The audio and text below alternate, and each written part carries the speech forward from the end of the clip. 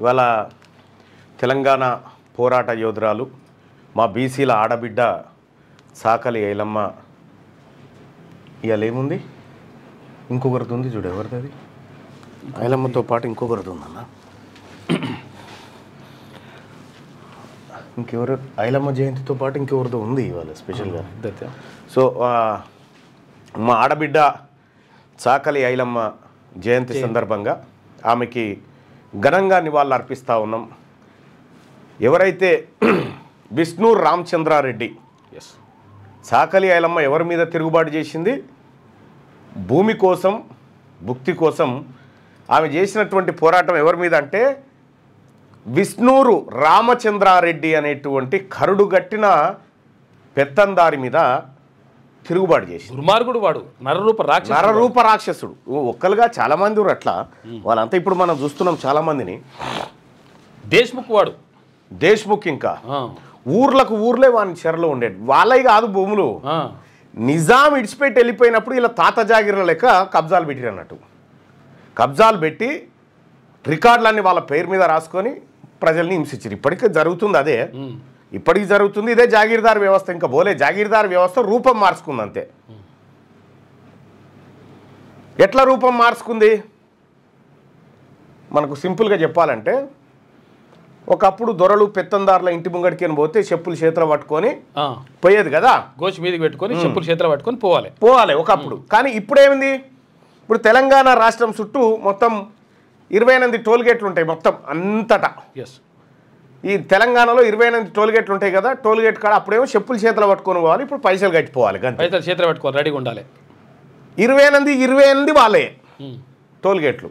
అంటే రూపం మారింది అంతే, వీళ్ళ పోకడ మారలే, వీళ్ళ తీరు మారలే అంతే, వీళ్ళ గుణం మారలే.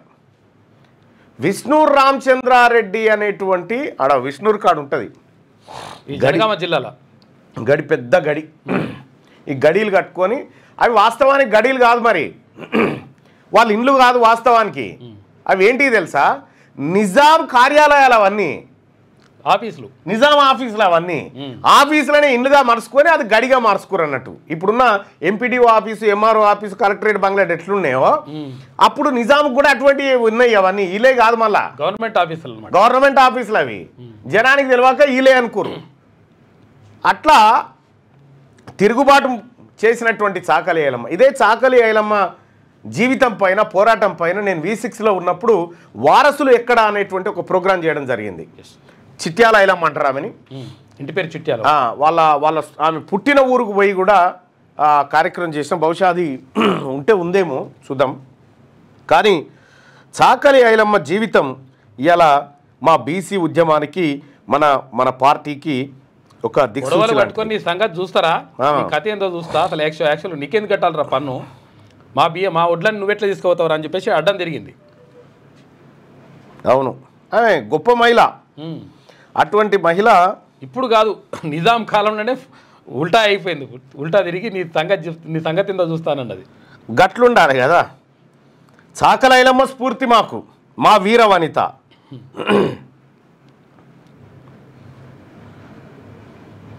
ఇక చూడండి, అది ఓపెన్ చేయి. నేను అంటే అప్పుడు నేను కొద్దిగా సన్నగున్నా, ఆ రోజుల్లో చేసినటువంటిది. పాపం అంకం రవి సార్ వీళ్ళందరిది రికార్డ్ చేయించిండు, ఎవరెవరు మహనీయులు ఉన్నారో అందరిది అందరితో చేయించండి. ఇది సాకలి ఐలమ్మకు సంబంధించినటువంటి 12 ఏళ్ల కింద చేసిన నేను. మధ్యయుగాల నాటి భూస్వామ్య దోపిడీ వ్యవస్థపై సమరశంఖం పూరించిన ధీర వనిత చిట్యాల ఐలమ్మ. భూమి కోసం, భుక్తి కోసం సాగిన తెలంగాణ రైతాంగ పోరాటానికి వెన్నుదన్నుగా నిలిచి చరిత్రకెక్కిన సాకలి ఐలమ్మ వారసత్వంపై ఇవాల్టి వారసులెక్కడ, ఆమె వారసులు ఎక్కడున్నారు ఏందనేటువంటి దాని అంశం పైన సాకలి ఐలమ్మ ఈ పేరు పలకకుండా తెలంగాణ సాయుధ రైతాంగ పోరాటాన్ని పూరించడం అసాధ్యం. పుట్టి పెద్ద గుండెల్లో తుపాకీ గుండెై పేలిన ధీర వనిత ఆమె. రజాకార్లు, దేశ్ముఖ్ల ఆగడాలను చీల్చి చెండాడిన వీరనారి మన చిట్యాల ఐలమ్మ. పుట్టింది వరంగల్ జిల్లా రాయపర్తి మండలం కిష్టాపురం. ఇది వరంగల్ జిల్లా కేంద్రం నుంచి 55 కిలోమీటర్ల దూరంలో ఉంటుంది. చాకలి ఐలమ్మ 13 ఏళ్ల పాటు పెరిగింది తన తల్లిదండ్రుల ఊరైన ఈ కిష్టాపురంలోనే.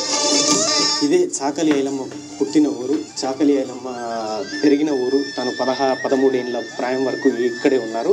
ఈ ఇంట్లోనే చాకలి ఐలమ్మ జన్మించిన ఇల్లు ఇది. ఈవిడ చాకలి ఐలమ్మ ఇంటికి సంబంధించి, ఆమె ఇక్కడ పుట్టిన విశేషాలకు సంబంధించి ఇక్కడున్న తన మనవరాలను అడిగి తెలుసుకునే ప్రయత్నం చేద్దాం. చాకలి ఐలమ్మ మనవరాలు. వరంగల్ జిల్లా రాయపర్తి మండలం కిష్టాపురంలో ఉన్న ఈ ఆవరణంలోనే చాకలి ఐలమ్మ జన్మించింది. ఈ ఇంట్లోనే తను 13 సంవత్సరాల ప్రాయం వరకు పెరిగింది. 13 సంవత్సరాల తర్వాత తన వివాహము పాలకుర్తిలో ఉన్న అత్తగారింటికి ఇక్కడ నుంచి షిఫ్ట్ అయిపోయింది. తర్వాత ఈ చాకలి ఐలమ్మ తమ్ముడు కోడలు ఈవిడ ఇప్పుడు ప్రస్తుతం మనతో ఉన్నది, రామక్క ఈవిడ పేరు. చాకలి ఐలమ్మకి సంబంధించిన కొన్ని జ్ఞాపకాలను ఈవిడతోని తెలుసుకునే ప్రయత్నం చేద్దాం. ఐలమ్మకు నీకున్న సంబంధం ఏంది? నీకు ఎట్లా చుట్టాలవుతుంది? మా అత్త మా మా అక్క అన్నట్టు. ఎవరు? ఐలవ్వ తమ్ముడు తోడబుచ్చినోడే. ఇక నేను మాది కొరిపోయినా కానీ మా తల్లి గారు కానీ ఈ ఇంట్లోనే పడ్డా. ఇంకా అంతే. కోడలుగా వచ్చినావా? కోడలే నేను. మా అత్త మా మామ కోడలు అన్నట్టు. ఐలమ్మ తమ్ముని కోడల్ని. ఐలమ్మ తమ్ముని కోడలివి మరి అయ్యా. ఐలమ్మ ఏడ పుట్టింది? ఈయన ఐలవ్వ ఇట్లా లక్ష్మణ ఇట్లా మా ఈ ఇంట్లోనే పుట్టిందా? ఈయననే పుట్టింది. ఓరుగంటి వాళ్ళు ఇంట్లో చాకలి ఐలమ్మ ఓరుగంటి పోషాన పుట్టింది. అంటే ఇదేనా ఇల్లు? ఇదే ఇల్లు. ఎన్నేళ్ళు నువ్వు చూసినావు ఐలమ్మనిడా? ఏమంతా నాకు నిలువ అనిపించిందా తను అన్న నీ దండం పెడతా, నాకు గానం తెలియదే. వెళ్ళే కోడలి. వెళ్ళే కోడలివి నువ్వు. నీ పేరు రామక్క. చాకలి ఐలమ్మ పుట్టిన ఇల్లు ఇది. ఇదే చాకలి ఐలమ్మ పుట్టిన ఇల్లు. 1895 సంవత్సరంలో పుట్టిన ఐలమ్మ తన బుడి అడుగులు వేసింది ఈ ఇంటి వాకిట్లోనే. ఊహ తెలిసినప్పటి నుంచి తన 13వ ఏట వరకు ఆమె ఇక్కడే పెరిగింది. ఇదంతా జరిగి 100 ఏళ్లు గడుస్తున్న ఆమె జ్ఞాపకాలు ఇంకా ఆ ఇంటి వాళ్ళ మదిలో కదులుతూనే ఉన్నాయి. ఐలమ్మకి ఎంతమంది కొడుకులు? 5 కొడుకులు. 5 కొడుకు 4 పోయిన ఒక్కడ ఉన్నారు. రామచంద్ర ఉన్నాడు గంతే. రామచంద్ర ఇక్కడ ఉంటాడో కానీ పాలకుంట కళ్ళాడు. తర్వాత ఆమె హైదరాబాద్ లో ఉండే విష్ణుడు ధర కొండలరావు దగ్గరికి వెళ్లి పాలకుర్తిలో పాడుబడి ఉన్న కొంత భూమిని సాగు చేసుకుంటానని అంగీకరింప చేసి వచ్చింది. సాయపడే స్థాయికి వచ్చింది. కనిపించిన ఇంట్లోనే చాకలి ఐలమ్మ నడిపినప్పుడు పెత్తందారులకు వ్యతిరేకంగా ఉద్యమాన్ని విస్తరించింది. మన మహిళ ఇప్పుడు పాలకుర్తిలో నల్లగొండ కమ్యూనిస్ట్ మీటింగ్ ఐలమ్మని తీసుకొని అది బి నరసింహారెడ్డి మీటింగ్ లకు పోయేది. అంత పెద్దగా పెట్టిర్రు 6 రోజులక. 6 రోజులు పెట్టాక ఇక 6 రోజులకు అయిపోయినాక తీసుకొచ్చి ఇక్కడ తోలిపోయారు. చీర పెడితే సుతా ఆ చీర నేను అట్టే పెట్టి ఆమె తిరిగిపోయింది. అలా చచ్చిపోయేప్పటికీ ఆ చీర తీసుకుపోయి ఆమె కట్టించింది. ఇది లింగమ్మకు తర్వాత చాకలి ఐలమ్మకి ఉన్నటువంటి అనుబంధం. వీళ్ళిద్దరూ కలిసి తెలంగాణ సాయుధ పోరాటానికి సంబంధించిన కమ్యూనిస్టు ఉద్యమాలు కానీ మాంత్ర మహాసభలు కానీ ఇటువంటి వాటిలో పాల్గొన్నటువంటి వ్యక్తులు వీళ్ళిద్దరు.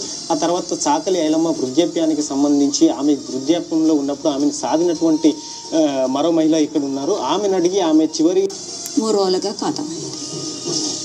నువ్వేమని ఆయన ఇప్పుడు చాకలి ఐలమ్మ పోరాట స్ఫూర్తిని కొనసాగిస్తున్నటువంటి వ్యక్తి. వీళ్ళకి సంబంధించి చాకలి ఐలమ్మ మీద నేను దాదాపు 12 సంవత్సరాల క్రితం ఒక చాకలి ఐలమ్మే కాదు, కొమరం భీం మీద ఈ మహనీయులు ఎవరైతే పోరాటం చేసినారో వాళ్ళ వారసులను పోతులూరి వీరబ్రహ్మేంద్ర స్వామి కడప అటు బ్రహ్మంగారి మఠం ఇక్కడ వెళ్ళి ఇవన్నీ కార్యక్రమాలు చేయడం జరిగింది. సో ఆ రోజుల్లోనే ఈ మహనీయుల వీడియోలని తెరకెక్కించిన ఒరిజినల్ మహనీయుడు అంకం రవి సార్. నిజంగా చెప్పాలంటే ఆయనలో ఉన్న ఆలోచన బయటపడ్డాడు మనిషి, కానీ ఆయన ఏమనుకుంటాడో కనుసూపుతో చేసేస్తాడు. అంత గొప్ప మనిషి. ఆయన వల్లనే ఈ డాక్యుమెంటరీస్ అన్నీ చేయడం జరిగింది, తీసుకురావడం జరిగింది ఆయన సహకారంతో. విషయం ఏంటంటే నేను ఆ రోజు నేను రిపోర్టర్గా ఉన్నప్పుడు కెమెరామెన్ ఇప్పుడు నా దగ్గర ఉన్న కెమెరామెన్ వాళ్ళ అన్న ఒకసారి రా భరత్ వాళ్ళ అన్న. ఈ భరత్ వాళ్ళ అన్ననే రవి అని నాకు మంచి ఫ్రెండ్. సేమ్ ఇట్లే ఉంటాడు రవి కూడా. ఇప్పుడు కూడా V6లోనే ఉన్నాడు. అప్పుడు వాళ్ళన్న నాతోటే ఉండే. ఇప్పుడు వాళ్ళ తమ్ముడు కూడా నాతోటే ఉన్నాడు. దాదాపు మాదొక 15-20 ఏళ్ళ బంధం ఇది. నెలలు తిరుగుతున్నాడు బయటకు పోతే. అప్పుడు పెళ్లి కాలే కదా, ఆయనకు కాలే నాకు కాలే. కార్ వేసుకొని కెమెరా వేసుకొని వెళ్ళిపోయినామంటే ఇక పోతే అటే ఇక అట్లా పోయి తిరిగి వచ్చేది అన్నట్టు. తిరిగి ఆఖరికి ఎవరు పోతనా మాత్యులకు సంబంధించి, ఆ తర్వాత ఎర్రప్రగడ, వీళ్ళందరికీ చేసుకొచ్చినాం అనుకోరు. అది రకరకాల బొమ్మెర పోతన, ఎర్రప్రగడ, తిక్కన, ఈయన పేరేంది తెనాలి రామలింగయ్య, వీళ్ళందరి మీద డాక్యుమెంటరీలు చేయించిండు అంకం రవి గారు. ఆయన గ్రేట్ పర్సనాలిటీ. నేను చెప్తా ఉన్నా, ఆయన వల్ల చాలా చరిత్ర తెలుసుకోగలిగిన, చాలా జర్నలిజంలో ఒక స్టోరీని ఎస్టాబ్లిష్ ఎట్లా చేయాలనేది ఆయన దగ్గర నేర్చుకోగలిగిన. ఆయన ఇప్పటికీ ఆయనే ఉన్నాడు. సో ఆయన వల్ల ఇటువంటి వాళ్ళ చరిత్ర అంతా బయటకు వచ్చింది. చాలామందిది బెల్లి లలిత మీద రాయించిండు, ఎన్ని ఆయన చెయ్యని ప్రయత్నాలు లేడు. ఆయన ఆ రకంగా చేసుకొచ్చినటువంటి గొప్ప CEO, మా బాస్. నేను ఇప్పుడు హ్యాపీగా ఫీల్ అవుతా ఆయన మా బాస్ అని.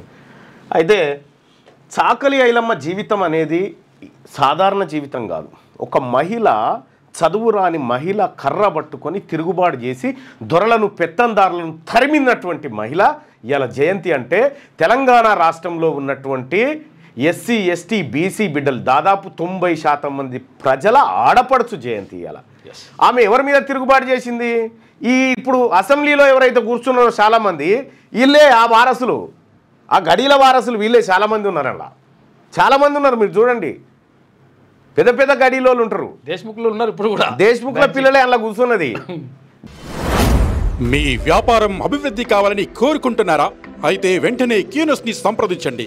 Schools, colleges, banks, shops, office promotions, land promotions, political promotions, restaurant promotions, hospital promotions, పుట్టినరోజు వేడుకలు, శుభకార్యాలు, వ్యాపారాలు ఏవైనా, సందర్భం ఏదైనా ఇప్పుడే కీనోస్ ద్వారా తెలియజేయండి. మీ వ్యాపారాన్ని అభివృద్ధి చేసుకోండి.